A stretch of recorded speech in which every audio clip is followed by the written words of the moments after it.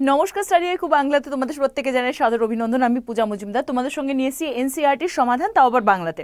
আমরা কি করছিলাম, আমরা WBCS এবং NCERT বা UPSC এবং NCERT এর মধ্যে একটা সম্বন্ধ স্থাপনের চেষ্টা আমরা করছি এই ক্লাসগুলোর মাধ্যমে। আমরা যে ক্লাস অলরেডি করে ফেলেছি তার মধ্যে ক্লাস 9-এর NCERTর ভূগোল, যেটা ইংলিশে রয়েছে, তার আমরা পুরো ডিটেলিংসে আলোচনা করেছি। Don't forget to check the play list, তুমি গিয়ে চেক করতে পারো। PDF এর কথা যদি বলি তাহলে গুগলে যাও এবং সেখানে গিয়ে তুমি NCERTর যদি ক্লাস 10, এটা আমরা ক্লাস 10-এর PDF এর করছি, ক্লাস 10 NCERT জিওগ্রাফি, সেটা আমরা করছি, যেখানটায় আমরা আজকে চ্যাপ্টার 2 এর সেকেন্ড পার্ট করব। ফার্স্ট পার্ট কালকে আলোচনা করেছি এবং এই PDF আরেকটা জায়গাতে তুমি পাবে, সেটা হচ্ছে আমার Telegram channel which is Puja for Bengal. সেখানে গিয়েও তুমি এই PDF পেয়ে যাবে, অবশ্যই ফ্রিতে। এছাড়াও তুমি গুগলে গেলে পারো, NCERT সাইট থেকেও এটা ফ্রিতে পাবে। আমি তোমাকে বলবো, আর অথবা যদি বই কেনা থাকে অবশ্য করে বইয়ের সাথে মিলিয়ে নিতে, কোন কোন জায়গাগুলো ইম্পর্টেন্ট, কোনগুলো পড়া উচিত, কোনগুলোকে বাদ দেওয়া উচিত, কোনটার মানে কি, সেই সমস্তগুলো এখানে আমরা actually I am answerable to you, আমি তোমাদেরকে সেগুলোই বোঝাবো। এবং ক্লাস ভালো লাগলে don't forget to share the video, like the video, এবং if you are new here don't forget to subscribe our channel. আরেকটা কথা, যদি বাড়িতে ক্লাস 9-10-এর ভাই বোনেরা থাকে যাদের কাছে ভূগোল সাবজেক্টটা খটোমটো, তাদের জন্য কিন্তু এই ক্লাসগুলো রেকমেন্ডেড। সুতরাং WBCS UPSC প্রত্যেকের ভিত্তি তৈরি হবেই, তার সঙ্গে যারা আগামীতে অ্যাসপিরেশন নিয়ে আসছে, যারা অ্যাসপিরেন্টরা রয়েছে, প্রত্যেকের জন্য ক্লাস হতে চলেছে অত্যন্ত ইম্পর্টেন্ট। কালকে ক্লাস যেখানে শেষ করেছিলাম এজেন্ডা 21, যেটা কিনা আর্থ সামিট, রিও দে জেনারিতে যে আর্থ সামিট হয়েছিল সেগুলো। আমরা কি কি নিয়ে কথা বলছি? রিসোর্সেস নিয়ে কথা বলেছি, বা পৃথিবীতে পাওয়া বিভিন্ন রকম আমাদের কাছে যে উৎসগুলো রয়েছে, মূলধনগুলো রয়েছে, তাই নিয়ে আমরা কথা বলেছি। এবং এখানটা আমরা কি বলছি, প্রথম হচ্ছে রিসোর্সের প্ল্যানিং করছি। Resource planning, what it is been called. রিসোর্সের প্ল্যানিং মানে কি, কোন জিনিসটা আমরা ইউজ করছি, সেগুলো কিভাবে অ্যাকসেপ্টেড হচ্ছে সে বিষয়ে কথা বলেছি। It has a importance in a country like India which has enormous diversity in the availability of resources. Very true. Bharatvarsha এমন একটা কান্ট্রি, এখানকার যে রিসোর্সেসগুলো, তার যে অ্যাভেলেবিলিটি, সেগুলো ভিন্নভাবে সেটা মানে ছড়িয়ে রয়েছে পুরো জায়গাটাতে, রাইট? এবং যদি দেখি, there are regions which are rich in certain types of resources but are deficient in some other resources. যেমন কালকেই বলছিলাম, এই নিয়ে কথা হচ্ছিল যে যদি ভারতবর্ষকে আমরা দেখি তাহলে শুধু এরকম নয় যে একটা জায়গাতেই সব কিছু পাওয়া যায়। ভারতবর্ষ অনেক বেশি ডাইভার্সিটি রয়েছে, ভারতবর্ষের মধ্যে অনেক ডাইভার্সিটি রয়েছে, সেই কারণে রিসোর্সেসগুলো সব জায়গাতে ছড়িয়ে রয়েছে। এবং নেক্সট যদি আমরা দেখি, যেমন এক্সাম্পল যদি দেখি, স্টেট অফ ঝাড়খণ্ড, ছত্তিশগড়, যাকে আমরা বলতে পারি ছোটনাগপুর মালভূমি অঞ্চল, সেই অঞ্চলটা রিসোর্সেস বা এই ধরনের খনিজ সম্পদে একদম সমৃদ্ধ অঞ্চল বলা যেতে পারে, রাইট? এবং সেই ক্ষেত্রে এখানটা আমরা দেখতে পাচ্ছি এখানে কোল ডিপোজিট আছে, মানে কয়লার ডিপোজিট। অরুণাচল প্রদেশে প্রচুর পরিমাণে জলের রিসোর্সেস আছে, but lack of infrastructural development, this is the one thing. দেখো, রিসোর্স পাওয়াটা খুব সহজ, একটা কোনো এরিয়াতে যে কোনো খুব সহজে তুমি অনেক, যেমন আমি একটা তোমাদেরকে এখানে একটা জিনিস অ্যাড করে দেবো, যে ছোটনাগপুর মালভূমি অঞ্চল থেকে একটা প্রশ্ন বারবার উঠে আসে। ভারতবর্ষের মধ্যে সব থেকে বেশি মিনারেল রিসোর্সেস এরিয়া হচ্ছে এই ছোটনাগপুর মালভূমি। তা সত্ত্বেও সেখানকার যে জীবনধারা, সেখানকার যে জীবন প্রণালী, সেখানকার যে মানুষজন, তারা কেন উন্নত নয়? Why they are not developed or under development? সব থেকে বেশি দারিদ্র ওখানেই দেখা যায়। কেন? যখন রিসোর্সেস আছে। শুধুমাত্র রিসোর্সেস থাকলে হবে না, সেই রিসোর্সেসকে ইউজ করার জন্য সঠিক পলিসিকে মেনটেন করানো, বা সেই রিসোর্সেসকে ইউজ করার জন্য প্রত্যেকটাভাবে, মানে শুধু পলিসি না, সেখানে অ্যাক্সেসিবিলিটি থাকতে হবে। দেখা গেল যেখান থেকে মাইনিং হচ্ছে, মানে খনিজ অঞ্চল থেকে যেখানে গিয়ে সেই খনি গিয়ে প্রসেসড হবে, সেই দূরত্বটা অনেক বেশি। যদি অনেক বেশি দূরত্ব হয় তাহলে কি হবে? কস্টিং বেড়ে যাবে। তো মানুষ সবসময় কি করে, কস্টিং যত কম হবে তবে তো সে মুনাফা করবে। অ্যাকচুয়ালি আলটিমেটলি কষ্ট করে মাটি সব খনন কাজ করে জিনিসপত্র তোলার মানে কি? আলটিমেটলি তো ব্যবসা বা বাণিজ্যতে নিজেদেরকে কোথাও না কোথাও গিয়ে এক্সপ্যান্ড করা। সেটাই যদি না পসিবল হয় তাহলে কোনো কাজের না। ঠিক এই কারণেই প্রচুর জায়গাতে যেখানে ডেভেলপমেন্টাল ইস্যুস রয়েছে, লাদাখের কথা আমরা লাস্ট দিন পড়েছি, আমরা রাজস্থানের কথা পড়েছি, যে সমস্ত এরিয়াতে কম বেশি কোথাও না কোথাও কিছু না খনিজ পাওয়া যায়, সেগুলোকে আমরা উত্তোলন করার জায়গা বা সেগুলোকে পাওয়া মুশকিল হয়ে যায়। তো সেই কারণে বলা হচ্ছে যে রিসোর্স প্ল্যানিং অফ ইন্ডিয়া, তো এইগুলোকে ঠিকঠাক করে ব্যালেন্স ওয়েতে প্ল্যান কি করে করা যাবে, সেটা অবশ্য করে ইন্ডিয়ার রিসোর্স প্ল্যানিং এর আন্ডারে করা যেতে পারে। রিসোর্স প্ল্যানিং অফ ইন্ডিয়া কি না, তো resource planning of India identification and inventory of resources across the region of the country. Across the region of the country, this involves surveying, mapping, and qualitative and quantitative estimation and measures of the resources. First, আমরা কি দেখছি এই জায়গাটা থেকে, First of all, the first important thing, the identification and inventory of the resources across the regions. So এখানটায় প্রথম যেটা বলা হচ্ছে সেখানে এটা কি বলছে না, তো বিভিন্ন রকম যে রিসোর্স আছে তার আইডেন্টিফিকেশন করা, যে কোথায় কোন অঞ্চলে কোন রিসোর্সেস পাওয়া যাচ্ছে। রিসোর্স মানে আমরা অলরেডি পড়েছি বিভিন্ন রকমভাবে, জলজ রিসোর্স হতে পারে, খনিজ রিসোর্স হতে পারে, মাটির রিসোর্স হতে পারে, এনিথিং ক্যান হ্যাপেন। তো সেই ক্ষেত্রে এবং evolving a planning structure এন্ডোড with the appropriate technology, skill and institutional setup for the implementing resource development plans, then matching the resource development plans with the overall national development plan. তার মানে যখন resource planning ইন্ডিয়াতে হয় সেটা কি কি ধাপে যায়, প্রথমে কি করা হয় তাকে আইডেন্টিফাই করা হয় থ্রু ম্যাপিং, কোথায় পাওয়া যাচ্ছে, তার কি কোয়ালিটি, তার কি স্ট্রাকচার, সে সমস্তগুলো। নেক্সট দেখা যায় যে কিভাবে সেই জায়গাটা, সেই প্ল্যানিংকে ইকো ফ্রেন্ডলি করা যাবে, মানে সাধারণ মানুষের ব্যবস্থাপনার মধ্যে নিয়ে আসা যাবে। অ্যান্ড থার্ড হচ্ছে সেটাকে একটা প্ল্যান, একটা সঠিকভাবে ভাবনা চিন্তার আওতাভুক্ত করা, তার মাধ্যমে কিছু কাজ করা। India has made connected effort for achieving the goals of resource planning right from the first 5-year plans launching after the independence. আমরা জানি ভারতবর্ষের এই প্রথম রিসোর্স প্ল্যানিংয়ের কাজটা কবে শুরু হয়েছিল না, তো ভারতের ইন্ডিপেন্ডেন্সের পরে প্রথম যে পঞ্চবার্ষিকী পরিকল্পনা আসে তার আন্ডারে, রাইট? এই অবধি নিশ্চয়ই আমাদের কাছে ক্লিয়ার হয়েছে। এবং এখানে কি বলা হচ্ছে দেখি, the availability of resources is a necessary condition for the development. The availability of the resources is a necessary condition of the development এবং কি of any region, but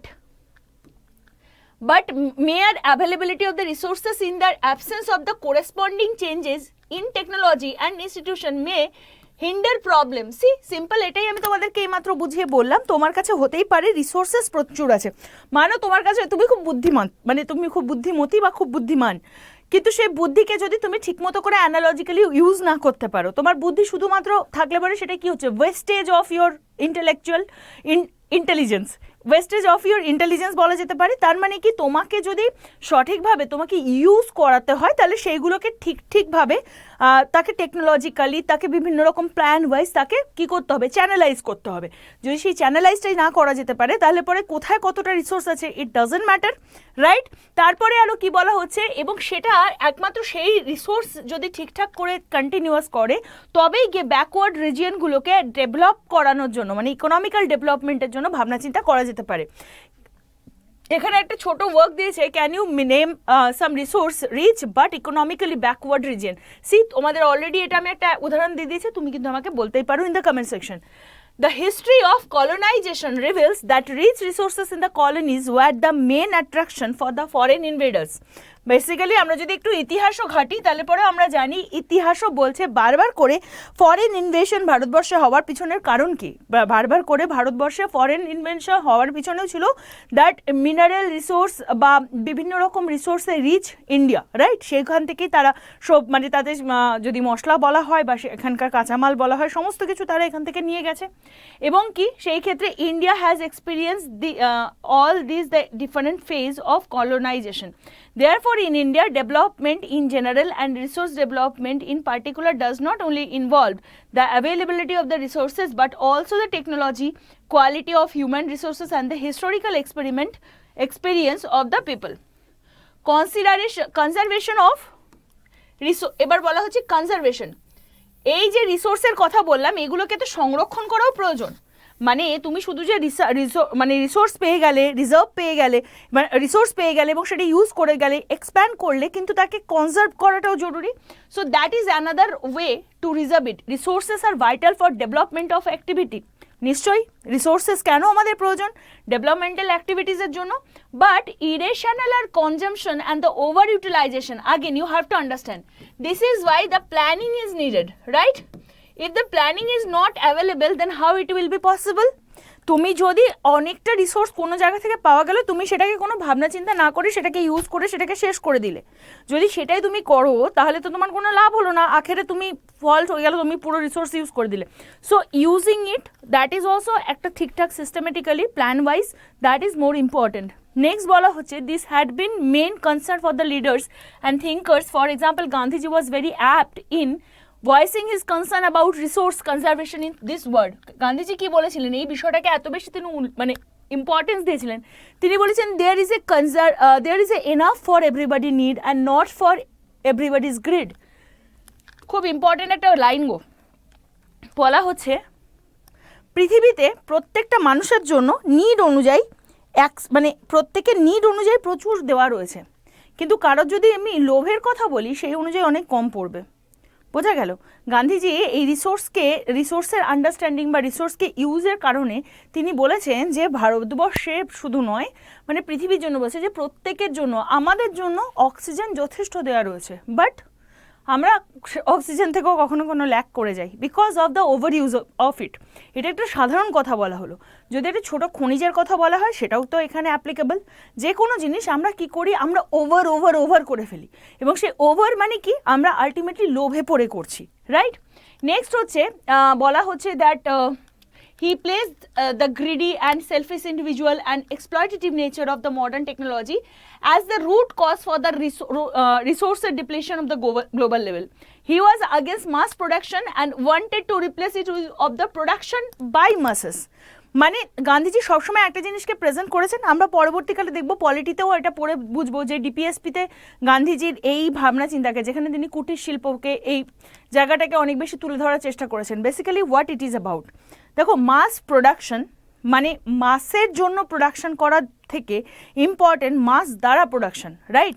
so it is been said that it with the production by the masses, মানে যত বেশি সংখ্যক লোক activities মধ্যে কাজ করবেন সেখানে প্রোডাকশন অনেক হাই কোয়ালিটির হবে।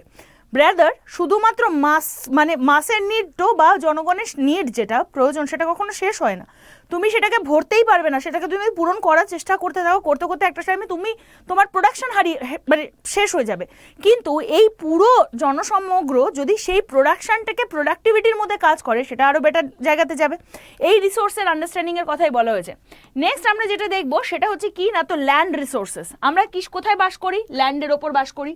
আমরা কি করছি, আমাদের ইকোনমিক প্র্যাকটিসগুলো ল্যান্ডের ওপরেই করছি, ডিফারেন্ট ওয়েতে। এগ্রিকালচার যেমন, ওয়াইল্ড লাইফ, হিউম্যান লাইফ, এগুলো সম্পর্কে দেখো আমাদের যদি পুরো ভারতবর্ষের ল্যান্ডকে ডিভাইড করা হয়, এই ব্লু কালারটা ডিনোট করছে প্লেন ল্যান্ড, যেটা কিনা 43%, 27% সেটা হচ্ছে প্লেটিউস বা মালভূমি ল্যান্ড, এবং এই এরিয়াটা কি, এই area 30% that is the mountainous land, যেখানে পাহাড়ে জমি রয়েছে। তাহলে এবার আমরা দেখব এখানটায় কি দেখা যাচ্ছে। Basically available land for various purpose with careful planning. কি বলা হচ্ছে না, তো অ্যাভেলেবেল ল্যান্ড যেটা পাওয়া যাচ্ছে সেই মানে সেটা পাথুরে জমি মানে পাহাড়ে জমি হতে পারে, মালভূমি অঞ্চল হতে পারে বা সমভূমি অঞ্চল হতে পারে, সেই অঞ্চলগুলোকে কিভাবে ইউজ করা হচ্ছে সেই ব্যাপারে এখানটায় কথা বলা হচ্ছে। এখানে দেখো প্রথমে বলা হচ্ছে India has land under the variety of relief features namely mountain, plateaus, plains and island that we have already told in the physical, right? তো ফিজিক্যাল জিওগ্রাফিতে আমরা এইটা পুরোটা কভার করেছি। আচ্ছা, অনেকেই যারা বারবার আমি বলছি যাদের একটুখানি স্ক্রিনে দেখতে অসুবিধা হবে, প্লিজ মেক শিওর তোমার কাছে পিডিএফটাও রয়েছে, যাতে আমি বোঝানোর পর তোমরা একবার পড়তেই আমার ক্লাসটা একবার শুনে নিতে পারো, তাহলে তোমাদের অনেক বেশি মনে থাকবে, সময়টা অনেক কম নষ্ট হবে। About 43% of the land area is plain. Basically আমরা যেটা ওখানটা ছবিতে দেখলাম সেটাই, এবং এখানটা তারই একটা পুরো লিখনই দেওয়া রয়েছে যে কত পার্সেন্টেজ জায়গা প্লেন ল্যান্ডের জন্য বরাদ্দ, কত পার্সেন্টেজ জায়গা হচ্ছে আমাদের কাছে এই জায়গাটা বলা হয়েছে মাউন্টেনিয়াস এরিয়ার জন্য বরাদ্দ, কতটা রয়েছে আমাদের মালভূমি অঞ্চলের জায়গা, রাইট? এইবার যদি আমরা দেখা যায় তাহলে আমরা এখানটা কি দেখতে পাবো যে ল্যান্ড ইউটিলাইজেশন, যে জমি রয়েছে সেই রিসোর্সকে কিভাবে ইউটিলাইজ করা হচ্ছে। প্রথমে হচ্ছে forest land not available for the cultivation, মানে কি ল্যান্ড যেখানে কাল্টিভেশনের জন্য কোনটা ইউজ হবে না, কোথায় এগ্রিকালচার হতে পারে না, কোথায় তুমি ফসল ফলাতে পারো না, যে জায়গাটা ব্যারেন এবং ওয়েস্টল্যান্ড, যে এরিয়াটা ওয়েস্টল্যান্ড রয়েছে বা ব্যারেন এরিয়া সেখানটা তুমি পাবে না। নেক্সট কোথায় পাবে না, যেখানে নন এগ্রিকালচারের ইউজ মানে বিল্ডিং রয়েছে, যেখানে রোডস রয়েছে, ফ্যাক্টরিজ রয়েছে, সেগুলো ভেঙে দিয়ে তো তুমি সেখানে এগ্রিকালচার করতে পারবে না, চাষবাস করা যেতে পারে না, সেটা একটা বলা হচ্ছে, রাইট? সেকেন্ড হচ্ছে আদার আনকাল্টিভেবল ল্যান্ড, যেটাকে এক্সক্লুডিং ফ্যালো ল্যান্ড, মানে চরণ ক্ষেত্র বাদ দিয়ে বলা হচ্ছে পার্মানেন্ট পাস্চুর এবং গ্রেজিং ল্যান্ড, যে জায়গাটা শুধুমাত্র ইউজ হয় কিসের জন্য, গরু ছাগল গবাদি পশু চড়ার জন্য ইউজ হয়, এই একটা কথা। Second, land under miscellaneous tree crops grows not included the net sown area. Next হচ্ছে culturable wasteland left uncultivated for more than 5 agricultural years, মানে এখানে কি বলা হচ্ছে, এখানে যে কালচারেবল ওয়েস্টল্যান্ড রয়েছে that left uncultivated for more than 5 agricultural years, সেগুলো আনকাল্টিভেশনের কথা বলা হচ্ছে, এবং কালচারেবল ওয়েস্টল্যান্ডের কথা বলা হচ্ছে, যে ওয়েস্টল্যান্ডের মধ্যে কি কোনোভাবে সেই জায়গাটাতে চাষ করা যাবে না, লাস্ট 5 বছর ধরে কোনো চাষাবাদ হয়নি। এবং ফ্যালো ল্যান্ড, এই ফ্যালো ল্যান্ড কাকে বলা হয়, কারণ কারেন্ট ফ্যালো আর other than current fallow. Current fallow মানে কি, left without cultivation for 1 or less than 1 agricultural year, মানে গত 1 বছর বা 1 বছরের কম সময় ধরে যে জায়গাতে কোনো রকম কাল্টিভেশন হয়নি সেটাকে কি বলে, ফ্যালো ল্যান্ড। এবং সেটা বাদ দিলেও আদার দেন কারেন্ট ফ্যালো ল্যান্ড কোনটাকে বলা হয়, লাস্ট 1 থেকে 5 বছর অবধি যার মধ্যে চাষ হয়নি, which is very much similar to this মানে প্যাস্টুরেবল যে ল্যান্ড তার ওপর। Net shown area or the physical extent of land on which crops are shown harvested is known as net shown area. এবং area shown more than once in an agricultural year plus not shown area is known as gross cropped area. So the question is, what is called the gross cropped area? Very important, মনে রাখতে হবে। যে জায়গাটা net shown area পাওয়া যায়, ঠিক আছে, physical extent of the land on which crops shown harvested in a known as net shown area.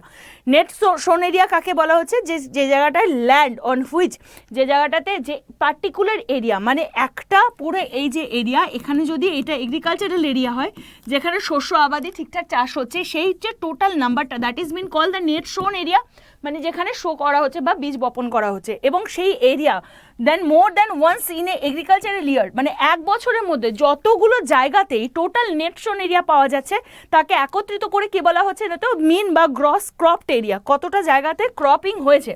Land use pattern in India, ভারতবর্ষে ল্যান্ডের এই ইউজ কিভাবে হয় সেটা আমাদেরকে জানতে হবে। I am telling you this is going to be very important class for you if you are not, if you are not attending this class in a mannerism way, in a manner, তো এটা কিন্তু অনেকটা মানে তোমাদের জন্য loss হবে for sure.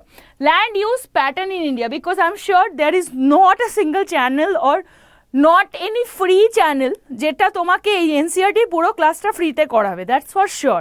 তো it's up to you যে কীভাবে এটাকে তুমি নেবে, ক্লাসটাকে কীভাবে তুমি ইউজ করবে তোমার ওপর, রাইট। আর বাংলাতে তো আমি লিখে দিতে পারি, নেই। So the use of land is determined both by physical factors such as topography. Topography মানে কি টাইপের, কি টাইপ মানে কি রকম, ঠিক আছে। টপোগ্রাফি মানে তার কি টাইপ, সেটা পাথুরে জমি নাকি মাটি সমান রয়েছে নাকি সমভূমি, এইটা। দেন বলা হচ্ছে এর মধ্যে কি কি ইউজ করছে, টপোগ্রাফি ছাড়াও ক্লাইমেট কেমন, জলবায়ু কেমন, সয়েল কীরকম, as well as human factor such as population density, technological capability and cultural traditions etcetera, এই সমস্তগুলোর ওপর ইউজ করে কোথাকার ল্যান্ড কিভাবে ইউজ হবে। যদি আমরা এখানটায় দেখি, এখানে দেখো জেনারেল ল্যান্ড ইউজ ক্যাটাগরিজ দেওয়া রয়েছে, সেখানে কালচারেবল ওয়েস্টল্যান্ডের থেকে শুরু করে এখানটায় যদি আমরা দেখি প্রত্যেক এরিয়া 100% এরিয়ার ওপর ভাগ করে দেখানো হয়েছে, কতটা এরিয়াতে ফরেস্ট রয়েছে, ব্যারেন ল্যান্ড রয়েছে, এটা নন এগ্রিকালচারাল ইউজের জন্য দেখো 45.26% হচ্ছে আমাদের এখানে ইউজই করা যেতে পারে না, 18% যেটা দেখা রয়েছে permanent, this area is the forest area, this area is the forest area. আর ব্যারেন এরিয়া, এইখানটা কোনোভাবে চাষবাস হবে না, this is call the barren area, this is the barren area. তারপরে যদি আমরা দেখি, তারপরে আবার এখানটাই যে green area, this is area under non agricultural use, এখানে এগ্রিকালচার হতে পারে না। So you can see the what is the differentiation about this thing, না কতটা ডিফারেন্স কতটা রয়েছে। এখানটায় দেখো, এখানে পরিষ্কারভাবে দেওয়া রয়েছে যেটা, এটা টোটাল এরিয়া, যেটা টোটালের মধ্যে বলা হচ্ছে net sown area, this two graph are different, ঠিক আছে। এই গ্রাফটা বলছে কতটা জমি রয়েছে, এবং সেইখানটায় এই পুরো জমিটাকে যখন আরও ডাইসেকশন করা হচ্ছে তখন এইভাবে কতটা কালচারেবল ওয়েস্টল্যান্ড রয়েছে, ফ্যালো আদার এরিয়া রয়েছে, কারেন্ট ফ্যালো রয়েছে, নেট শোন এরিয়া, সেটাই। টোটাল যে জিওগ্রাফিক্যাল এরিয়া ইন্ডিয়ার ক্ষেত্রে কত, সেটা হচ্ছে 3.28%, ঠিক আছে। ওকে, সো টোটাল জিওগ্রাফিক্যাল এরিয়া কত ভারতবর্ষের, না তো 3.28 million square kilometre use data, যেটা ডাটা বলছে সেটা অনুযায়ী, ঠিক আছে। দেন বলা হচ্ছে is available only for 93% of the total geographical area because the land use reporting for the most of the northeast states except Assam has not been done fully. Basically ভারতবর্ষের যেটুখানি হিসেবটা নেওয়া গেছে নর্থ ইস্ট এরিয়া মানে আসামকে বাদ দিলে, যেগুলোতে সম্পূর্ণ রকমভাবে ডিটেলিংস পাওয়া যায়নি সেগুলো তো এখানে অ্যাডেড রয়েছেই, সেইগুলোকে বাদ দিলে পরে যদি আমরা দেখি টোটাল ভারতবর্ষের 93% এরিয়ার মধ্যে মাত্র 3.28% এরিয়াতে আমরা কি পাচ্ছি না, তো এই এরিয়াটা হচ্ছে total geographical area of India, ঠিক আছে, এত স্কোয়ার কিলোমিটার ল্যান্ড ইউজ মানে ল্যান্ড ইউজেবল। এবং সেই ক্ষেত্রে যদি দেখা যায় moreover some areas of Jammu and Kashmir occupied by Pakistan, China, that has also not been surveyed.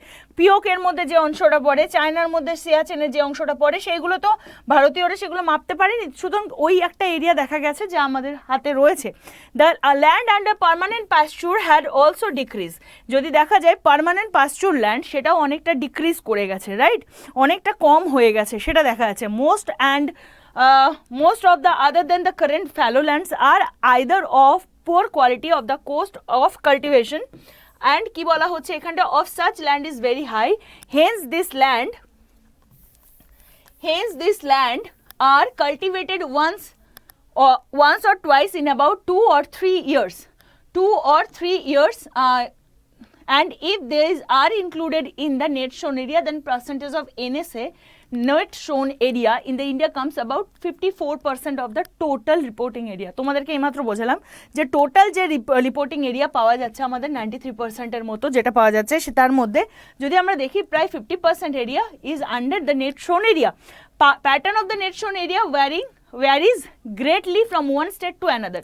এবার নেট শোন এরিয়ার যে ভাগটা সেটা প্রত্যেকটা স্টেট বিশেষে বা রাজ্য বিশেষে ডিফারেন্ট হয়ে যায়। কেন হয়ে যায়? কারণ ধরো কোনো এরিয়াতে এগ্রিকালচার অনেক বেশি হয়, তুমি যদি মুম্বাইতে যাও, মুম্বাইয়ের যদি তুমি শহরে যাও সেখানে তুমি এগ্রিকালচার পাবে না, তাহলে নেট শোন এরিয়ার নাম্বার সেখানে কম। কিন্তু পশ্চিমবঙ্গের একটা গ্রামে গেলে পরে তুমি সেখানে নেট শোন এরিয়ার ভ্যালুয়েশন অনেক বেশি পাবে, পাঞ্জাবে নেট শোন এরিয়ার ভ্যালুয়েশন অনেক বেশি পাবে। So state to state the net sown area is always variable.